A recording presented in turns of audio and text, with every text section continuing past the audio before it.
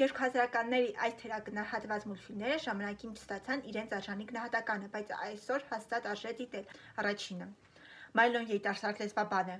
ով ամբողջ կյանքում երազում է գտնել լեգենդար Ատլանտիդը։ Երբ վերջապես հնարավորություն է ստանում միանալ վտանգավոր արշավախմբին, նրան սպասում են անսպասելի բացահայտումներ, 5 գաղտնիքներ եւ մի քաղաք, որը բոլորը արդեն վաղուց կորած էին համարում։ Նագիրն է Ատլանտիդ կորուսյալ աշխարհը։ Երկրորդը Սիմբադը համարձակ սովագնաց է, ով մեղադրվում է մի հզոր կախարդական գիրք գողանալու մեջ։ Իր անունը մաքրելու համար նա մեկնում է վտանգավոր ճանապարհորդության, որտեղ նրան սպասում են ծովային հրեշներ, աստվածուհի Էլիսի խորամանկությունը եւ բազմաթիվ փորձությունները։ Ֆիլմի վերնագիրն է Սիմբա 7 ծովերի լեգենդը։ Երրորդը Ջիմը պատահաբար գտնում է մի քարտեզ, ով կարող է տանել դեպի տիեզերքում թաքնված լեգենդար գանձերը։ Նա մեկնում է վտանգավոր ճանապարհորդության, որտեղ ձեռք է բերում նոր ընկերներ, հանդիպում դավաճանության եւ հասկանում, որ ամենամեծ գանձը միշտ չէ, որ ոսկին է։ Ֆիլմի վերնագիրը գանձերի մոլորակ։ Իսկ դուք կոմենտներում գրեք, արդյոք դիտել եք